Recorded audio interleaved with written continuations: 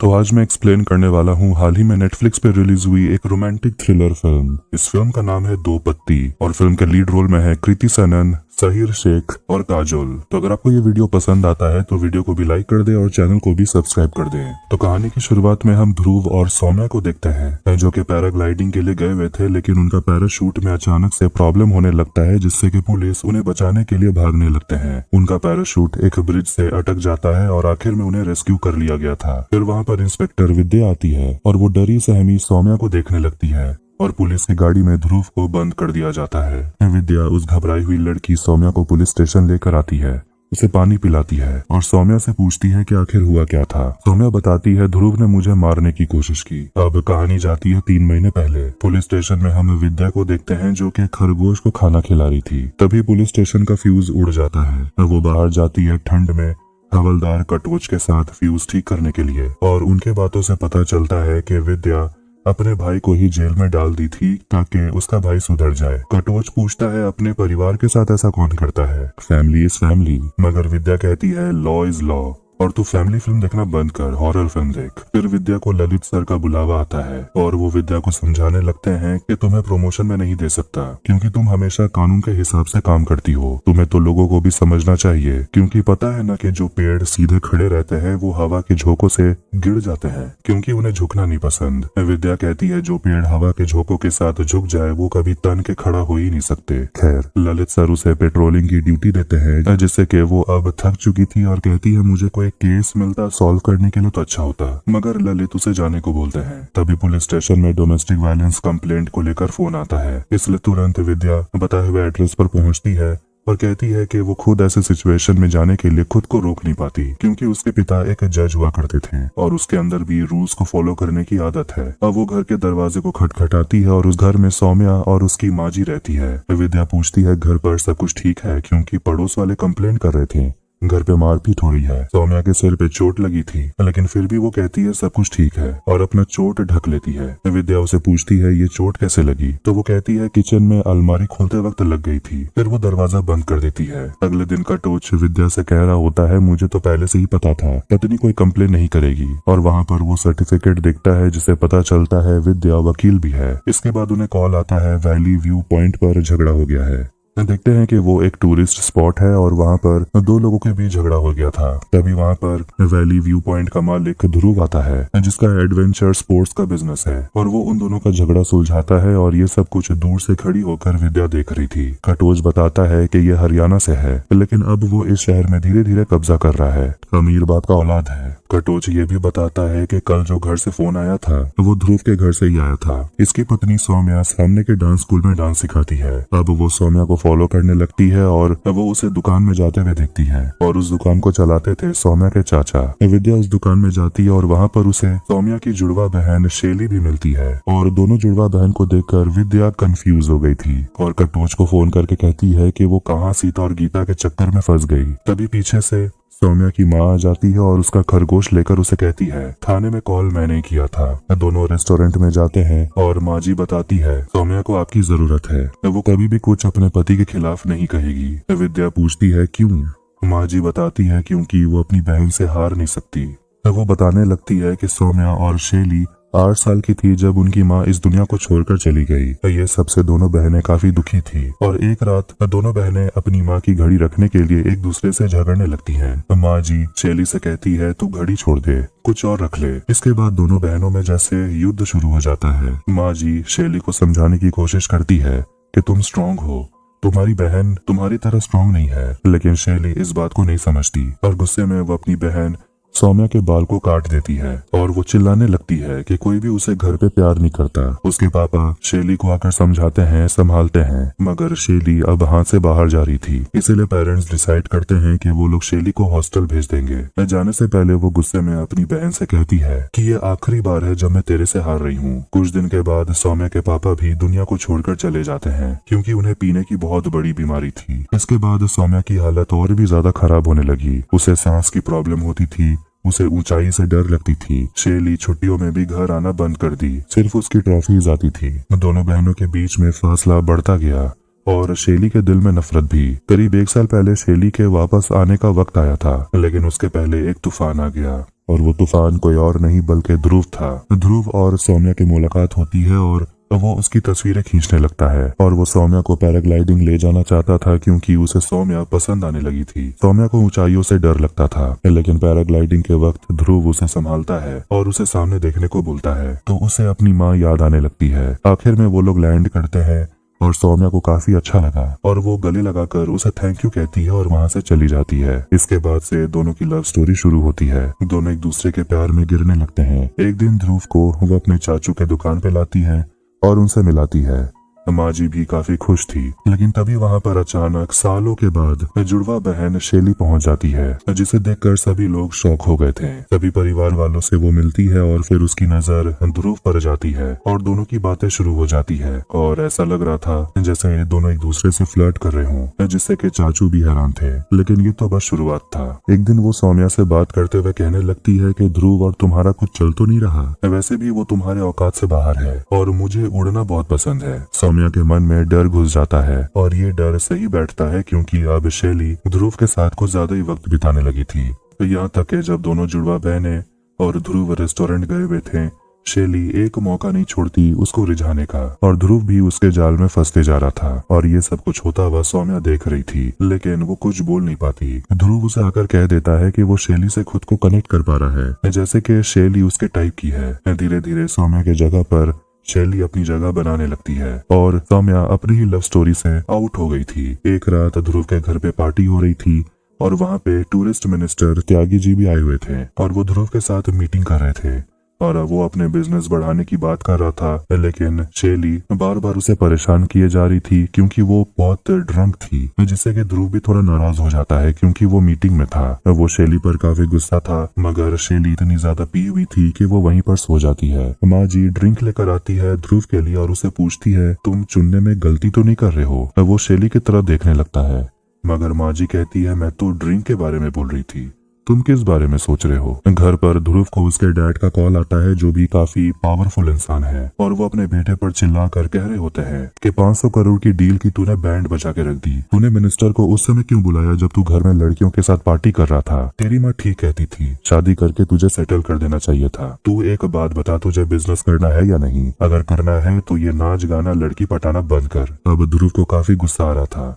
और अगले दिन देखते हैं कि वो वैली व्यू पॉइंट पर सौम्या आती है और कहती है मैंने शेली को उठाने की कोशिश की मगर वो उठ ही नहीं रही थी। ध्रुव उसे कहता है तुम चलोगी पैराग्लाइडिंग के लिए मेरे साथ। फिर दोनों पैराग्लाइडिंग के लिए जाते हैं और वहाँ पर वो सौम्या को शादी के लिए प्रपोज कर देता है। सौम्या उसे पूछती है मगर मैं तो तुम्हारे टाइप की भी नहीं हूँ। ध्रुव उसे कहता है तुमसे मिलकर मुझे घर वाली फीलिंग आती है, ज्यादा एडवेंचर करना तो हार्ट अटैक को न्योता देना है। फिर दोनों एक दूसरे को किस करते हैं और वो शेली को भी क्लियर कर देता है कि वो उसे पसंद नहीं करता, जिससे कि शेली काफी नाराज हो जाती है और वो उसे चिढ़ाती भी है कि तुम्हें तुम्हारी घरेलू वाइफ मुबारक हो। फिर वो उसे करीब जाती है और उसे कहती है कि मैं अपनी बहन से हारना नहीं चाहती थी। ध्रुव उसे कहता है अगर रिश्ता तुम्हारे लिए खेल है तो तुम्हें हारना तो सीखना होगा। फिर वो दारू पीकर वहाँ बेफिक्र होकर नाचने गाने लगती है। कुछ दिन के बाद देखते हैं कि ध्रुव और सौम्या की शादी होने वाली थी, लेकिन उस पार्टी में शेली पहुंच जाती है बिल्कुल सौम्या की तरह ही सेम टू सेम कपड़े पहनकर और दोनों फोटो खिंचवाते हैं। लेकिन उस वक्त शेली ध्रुव से इतनी ज्यादा करीब आ गई थी कि फोटोग्राफर भी खींचने से हिचकिचा रहा था। अब रात के वक्त सारे दोस्त ध्रुव को सौम्या के कमरे में ले जाकर छोड़ देते हैं, लेकिन वो लोग बाहर आकर देखते हैं कि सौम्या तो यहाँ है, मतलब ध्रुव शेली के कमरे में चला गया। ये सुनने के बाद तुरंत सौम्या अपनी बहन के दरवाजे को खटखटाने लगती है और शेली दरवाजा खोलती है, लेकिन वो उसे चिढ़ाने लगती है, कहती है अरे मैं तो बस अपने जीजू से बात ही कर रही थी कि तेरा वो ख्याल रखे। सौम्या उसे कह देती है कि हम दोनों की शादी हो गई है, अब तू हम दोनों से दूर रह। मगर शेली उसे कहती है कि तेरी तो उसे शादी हो गई, मगर क्या तू उसे अपने साथ रख पाएगी। अब ये सुनकर दिव्या भी हैरान थी कि दो बहनों के बीच में इतनी नफरत। माँ जी कहती है महाभारत भी तो भाइयों के बीच ही हुई थी। शादी के कुछ महीनों के बाद तो हालत और भी खराब हो गई। ध्रुव का काम बिगड़ने लगा और वो काफी गुस्सा होने लगा और वो सौम्या पर हाथ भी उठाता था। सौम्या अपने शादी को बचाने के लिए कुछ भी करेगी। विद्या उसे कहती है तो आप कंप्लेंट फाइल करिए या फिर मुझे प्रूफ ला कर दीजिए। घर में जब डिनर बन रहा था, माँ जी शेली से पूछती है कि तू कब जाने वाली है। शेली कहने लगती है मजाक में ही कि जब जीजू बोलेंगे तब वो जाएगी। फिर वो कहती है घर में रेनोवेशन का काम चल रहा है, जब सब खत्म हो जाएगा तब मैं चली जाऊंगी। डिनर के समय त्यागी जी आते हैं जो कि ध्रुव के साथ बिजनेस के बारे में बातें कर रहे थे। ध्रुव अपने एडवेंचर स्पोर्ट्स को बढ़ाने के बारे में आइडियाज देता है और जोनिंग परमिट के लिए 500 करोड़ मांगता है, मगर खाना इतना तीखा था कि त्यागी जी का तो मुंह ही जल जाता है। अब ये सबसे ध्रुव काफी गुस्से में था और वो किचन में जाकर सौम्या का हाथ कस के दबाने लगता है और उसे कहता है कि वो यहाँ का टूरिज्म मिनिस्टर है और 1500 करोड़ की डील होने वाली थी, तेरे वजह से सब कुछ बर्बाद हो जाता, तुझे तो मैं बाद में देखूंगा। अब ये सब कुछ माँ जी रिकॉर्ड कर रही थी प्रूफ के लिए। अगले दिन माँ जी और सौम्या से विद्या मिलती है और साफ साफ दिख रहा था कि सौम्या को उसका पति पीटता है और उसे कहती है कि तू कंप्लेन क्यों नहीं लिखाती। सौम्या कहती है मगर वो मुझसे प्यार भी तो करता है। जब ध्रुव को इस बारे में पता चलता है वो भी पुलिस स्टेशन में आकर विद्या पर बहुत चिल्लाता है कि आप जबरदस्ती मेरी पत्नी का पीछा कर रही हैं और उसे कंप्लेंट लिखवाने को बोल रही हैं। विद्या सौम्या के चेहरे को दिखाते हुए कहती है कि उसके चेहरे पर साफ साफ दिख रहा है कि तू उसके साथ क्या करता है। ध्रुव ललित से कह देता है विद्या को समझाने के लिए, नहीं तो मेरे पापा को इन्वॉल्व होना पड़ेगा। उसी रात ध्रुव सौम्या के साथ थोड़ा सा इंटीमेट होने की कोशिश करता है तो सौम्या ध्रुव से कहती है कि उसे एक बच्चा चाहिए। ध्रुव गुस्सा हो जाता है और उसे छोड़कर चला जाता है। अगले दिन माँ जी शैली को समझाने लगती है, देख रही है ना किस तरीके से ध्रुव सौम्या को पीटता है। शैली कहती है ऐसा कुछ नहीं है, सौम्या बस नाटक कर रही है, मैंने तो पहले ही कहा था कि वो ध्रुव को संभाल नहीं पाएगी। फिर वो लोग नीचे देखते हैं ध्रुव और सौम्या एक दूसरे के साथ मस्ती मजाक कर रहे थे, लेकिन ध्रुव की नजर तो अब शैली पर थी और ये सब कुछ माँ जी को भी समझ आ रहा था, इसलिए वो शैली से कहती है कि तू यहाँ से चली जा। शैली कहने लगती है कि आप चाहती क्या है, कभी हॉस्टल चली जा, कभी घर छोड़कर चली जा, कभी यहाँ से चली जा। आप एक काम करिए, मुझे यहाँ से धक्का दे दीजिए, मैं दुनिया को छोड़कर चली जाती हूँ, शायद आपको खुशी मिलेगी। फिर जैसे ही ध्रुव अपने कमरे में आता है वो देखता है कि उसके बाथरूम से शैली नहाकर निकल रही थी। कहती है मेरे बाथरूम का गीजर खराब हो गया था। कुछ समय के बाद माँ जी को सौम्या के चिल्लाने की आवाज आती है और वो भागते हुए जाती है अपना फोन लेकर वीडियो बनाने के लिए, लेकिन कमरे के अंदर तो कुछ और ही हो रहा था। इसीलिए ध्रुव गुस्से में माँ जी से कहता है कि आप भी हमारे साथ क्यों नहीं सो जाती। शाम के समय दोनों बहनें और ध्रुव पार्टी करने के लिए जाते हैं, लेकिन वहाँ पर सौम्या दारू पीने से मना कर देती है और वो बाथरूम में जाती है और वहाँ शैली भी आती है और सौम्या उसे कहती है कि तुम हमें अकेला क्यों नहीं छोड़ देती। शैली कहती है तो फिर मेरे चले जाने के बाद क्या तेरी शादी ठीक हो जाएगी। सौम्या उसे बता देती है कि वो दोनों एक दूसरे के साथ परिवार शुरू करना चाहते हैं। अगली सुबह जब ध्रुव का मूड ठीक होता है सौम्या फिर से ध्रुव से कहती है कि उसे बच्चा चाहिए। फिर ध्रुव का मन एकदम से बदल जाता है और वो गुस्से में आ जाता है।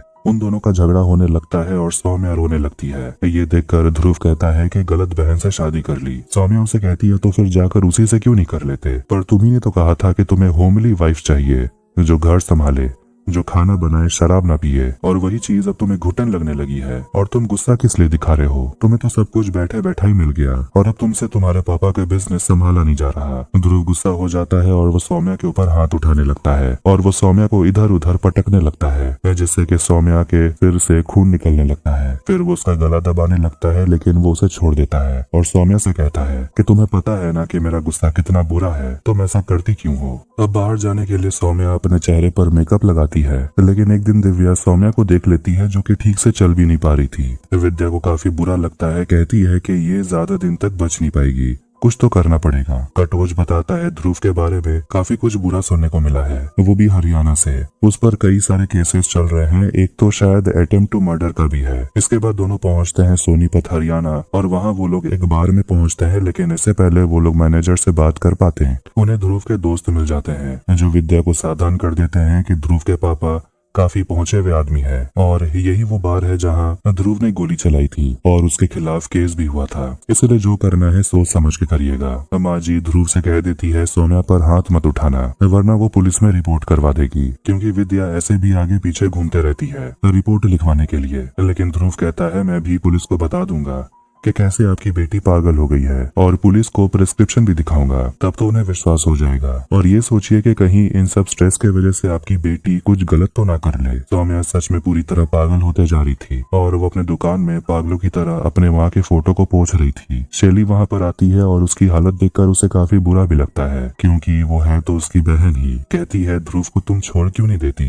अब ये पता चलने के बाद कि विद्या हरियाणा गई थी, विद्या से मिलने के लिए ध्रुव पहुँच जाता है और उसे धमकाने लगता है कि तुझे पता है ना कि तू किससे पंगा ले रही है। विद्या उसे कहती है हरियाणा में तेरे ऊपर बहुत सारे केसेस हैं और ये डोमेस्टिक अब्यूज का चार्ज लगाकर तुझे अंदर करवा दूंगी। ध्रुव गुस्से में उसे भी गले से पकड़ लेता है क्योंकि उसकी तो यही आदत है, लेकिन विद्या उसे पीछे धक्का देती है और कहती है अपनी औकात में रह। ध्रुव वहाँ से चला जाता है। वो बाहर आता है तो शैली उसे मिलती है और शैली भी उसे पूछने लगती है कि आखिर तुम्हें हुआ क्या है, इतनी जल्दी तुम्हें गुस्सा क्यों आता है, तुमने कहीं सौम्या पर हाथ तो नहीं उठाया। ध्रुव कहता नहीं, वो सीढ़ी से खुद नीचे गिर गई थी। शैली उसे शांत करती है, फिर दोनों एक दूसरे को किस करते हैं और अगले दिन ध्रुव और सौम्या को पुलिस स्टेशन बुलाया जाता है और ध्रुव से पूछा जाता है कि आखिर उसने विद्या पर हाथ क्यों उठाया, लेकिन वो कहने लगता है कि वो बस बात करने के लिए गया था। विद्या सौम्या को बताती है हरियाणा में उसके ऊपर बहुत सारे केसेस हैं, अटेम्प्ट टू मर्डर का भी, कहीं आपको भी मार न दे। विद्या उसे कहती है सब सच बताने के लिए,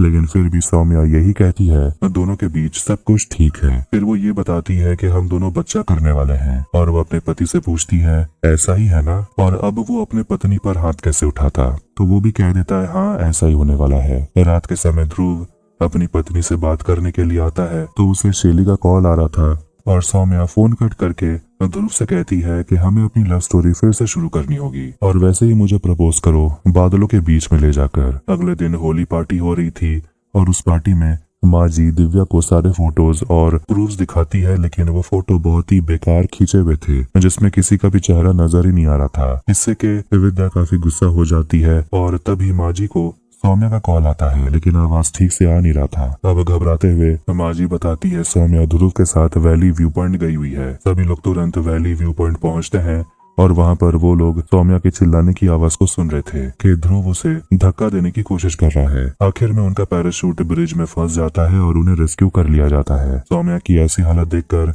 विद्या को काफी गुस्सा आता है और वो गुस्से में ध्रुव को एक जोर का थप्पड़ लगा देती है और हवलदार से कहती है इसे गाड़ी में डालो। फिर सौम्या को हम पुलिस स्टेशन में देखते हैं जहाँ वो बताती है कि ध्रुव ने उसे मारने की कोशिश की। ध्रुव जेल में बंद था और वो कहता है ये सब झूठ है। वो शैली से कहता है तू सच जानती है, तू बता। ललित कहता है ये केस त्रिपाठी को दे देते हैं, लेकिन विद्या कहती है ये केस तो मैं खुद लड़ूंगी क्योंकि ध्रुव ने ये कांड पब्लिक में किया है और सभी ने रिकॉर्ड भी किया, मैं उसे छोड़ूंगी नहीं। शाम के समय ध्रुव से मिलने के लिए ध्रुव के पापा पहुंच जाते हैं, जिससे कि पूरे स्टेशन में ही टेंशन का माहौल बढ़ जाता है क्योंकि ध्रुव के पापा बहुत ही पहुंचे हुए बड़े आदमी हैं। ध्रुव खुश हो गया था क्योंकि उसे लग रहा था वो छूट जाएगा, मगर ध्रुव के पापा को बताया जाता है कि आपके बेटे ने खुल्लम खुल्ला कांड किया है, एविडेंस भी है और इस बार कोर्ट जाना पड़ेगा। ध्रुव के पापा पूछते हैं जज कौन है। पता चलता है जज का नाम है अरुणा गोयल और एक औरत का नाम सुनकर वो गुस्सा हो गए थे। अब कुछ दिन के बाद कोर्ट में डोमेस्टिक वायलेंस के लिए ट्रायल शुरू होता है और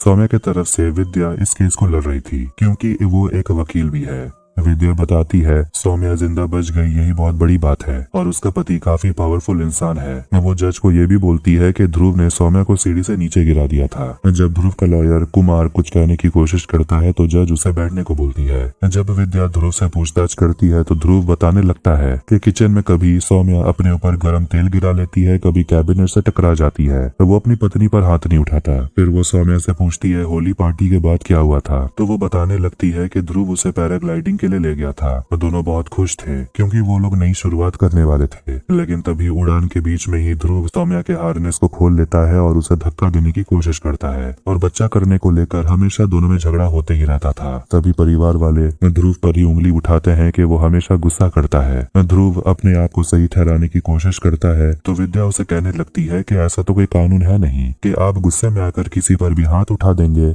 और आखिर में ध्रुव गुस्से में कबूल कर ही लेता है कि वो अपनी पत्नी का हाथ मरोड़ता है, उसे थप्पड़ भी मारता है, लेकिन बोलता है ये सब तो नॉर्मल है, मर्डर किसे बोलते हैं। वो आगे बताने लगता है कि उसके पड़ोस में मिस्टर हुडा नाम के आदमी थे, उन्होंने अपनी बहू को सबके सामने जिंदा जला दिया। कहता है ये होता है मर्डर। अब ये सबसे तो कुमार भी हैरान था क्योंकि ध्रुव को ये सब नहीं बोलना चाहिए था, वो भी सबके सामने। अब वो सिचुएशन संभालने के लिए कहता है हाथ मरोड़ना, थप्पड़ मारना ये तो छोटी मोटी झगड़े ये सब होते ही रहते हैं। और यहाँ वो ये साबित करने में लग जाता है कि सौम्या की दिमागी हालत ठीक नहीं है। ध्रुव कोर्ट को बताने लगता है कि कैसे सौम्या अचानक रोने लगती है, चिल्लाने लगती है, लेकिन ये तब से शुरू हुआ जब सौम्या ने अपनी माँ को खोया था। एक हफ्ते के बाद ट्रायल फिर शुरू होता है और इस बार कटघरे में शैली को बुलाया जाता है। विद्या उसे पूछती है कि आपको पता था कि ध्रुव आपकी बहन को पीटता था? वो कहती है नहीं पता था। फिर वो उसके और ध्रुव के रिश्ते के बारे में पूछने लगती है तो वो कहती है कि उसका चक्कर ध्रुव के साथ था, लेकिन सिर्फ सौम्या के शादी से पहले। मगर विद्या बताती है कि उसके पास वॉइस रिकॉर्डिंग है ध्रुव और शैली की। ध्रुव बताने लगता है कि शादी के बाद सौम्या को संभालना काफी मुश्किल हो गया था, इसीलिए उसे कोई सपोर्ट की जरूरत थी, इसीलिए वो शैली से बात करता था। विद्या उसे कहती है आप कोर्ट को बताइए होली पार्टी के दिन क्या हुआ था। तो वो बताने लगता है कि पैराग्लाइडिंग के बीच में सौम्या अपना हार्नेस खोलकर चिल्लाने लगती है, चीखने लगती है। अटेम्प्ट टू मर्डर तो उस पर लगना चाहिए। मगर विद्या उसे सवाल पूछती है, सौम्या को तो ऊंचाई से डर लगता था और वो पैराग्लाइडिंग भी नहीं कर सकती थी, तो वो अपना हार्नेस खुद कैसे खोलती। इस पर ध्रुव भी कुछ नहीं बोल पाता। फिर वहाँ पर वो कुछ विटनेस को बुलाती है जिन्होंने इस हादसे को होते हुए देखा था। विद्या बताती है ध्रुव बस शैली के साथ रहना चाहता था, इसीलिए वो सौम्या को मारना चाहता था और इस मर्डर को वो एक्सीडेंट दिखाना चाहता था। सारे सबूत ध्रुव के खिलाफ थे, इसलिए जज तुरंत फैसला सुनाती है और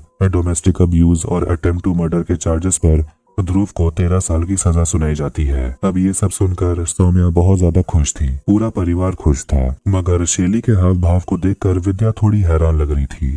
खैर, खुशी का माहौल था तो स्टेशन में भी सभी लोग मिठाई बांट रहे थे, लेकिन जब अकेले में वो बैठी हुई थी तो वो दोनों बहनों के बारे में सोच रही थी कि ये केस कितनी आसानी से सुलझ गया। शायद जो दिख रहा है मामला वैसा है नहीं और उसे अब दोनों बहनों पर शक हो रहा था, इसीलिए वो उन्हें फिर से फॉलो करने लगती है और वो कटोच से कहती है कि मुझे इस इलाके की सीसीटीवी फुटेज चाहिए। फिर वो एक रात शैली से जाकर मिलती है और उसे पूछती है, सच बता, क्या सच में ध्रुव सौम्या को मारता था? तू हमेशा कहा करती थी कि तेरी बहन ड्रामा करती है, इसलिए तू कभी उसका साथ नहीं देती थी, क्योंकि तुझे पता था सौम्या झूठी है। क्या कहीं ध्रुव सच तो नहीं बोल रहा कि सौम्या ने उसे मारने की कोशिश की? शैली कहती है वो ऐसा कभी नहीं करेगी, वो खुद को चोट पहुंचा सकती है, दूसरों को नहीं। इसके बाद विद्या फिर से केस के रिसर्च में लग जाती है और वो एक गलती ढूंढने लगती है जिससे कि वो दोनों बहनों की गलती को पकड़ पाए।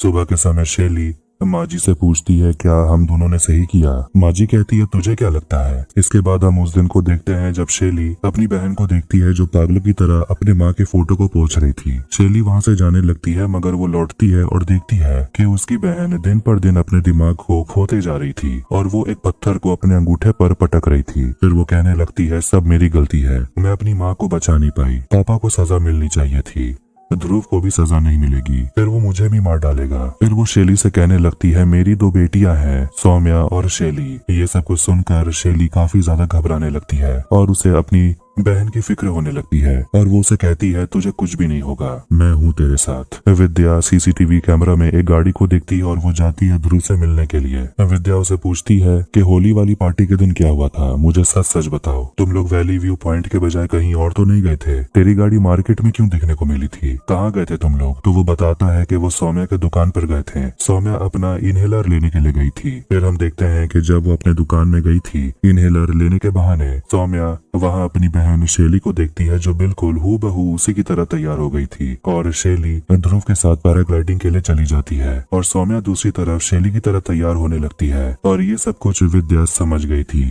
कि यही हुआ था और वो हंसने लगती है और वो ध्रुव से कहती है कि तुझे ये सारी बातें कोर्ट में बतानी थी तो तूने बताई नहीं। तो वो पुलिस स्टेशन आती है तो हवलदार उसे बताती है कि जब सौम्या का मेडिकल होने वाला था तो दोनों बहनें एक साथ वॉशरूम गए थे और देखते हैं कि वॉशरूम में सौम्या और शैली अपने कपड़े वापस से पहले जैसे पहन लेते हैं ताकि डीएनए वगैरह सब कुछ सौम्या का सही आए और वो लोग पकड़े न जाए। अब गुस्से में वो पहुंचती है सौम्या के घर पे और वहाँ वो शैली और माजी को देखती है दारू पीते हुए और उसका गुस्सा और भड़क पड़ता है और विद्या उन पर चिल्लाकर कहने लगती है कि बढ़िया खेल खेला है तुम दोनों बहनों ने, बाहर में सीता और गीता और पुलिस स्टेशन में गीता और सीता, अब बस प्रूफ लाना है, मैं केस को रीओपन कर रही हूँ और तुम तीनों को जेल में भेज कर रहूंगी। शैली विद्या को समझाने के लिए जाती है मगर विद्या कहती है कि मैंने अपने भाई को नहीं छोड़ा तो तुम दोनों बहनों को तो मैं बिल्कुल नहीं छोड़ूंगी। शैली समझाती है कि अगर मैंने कुछ नहीं किया होता तो आप भी जानती है ध्रुव सौम्या को मार डालता, उसने सौम्या को अधमरा छोड़ दिया था और यह अटेम्प्ट टू मर्डर था, ये आप भी जानती है।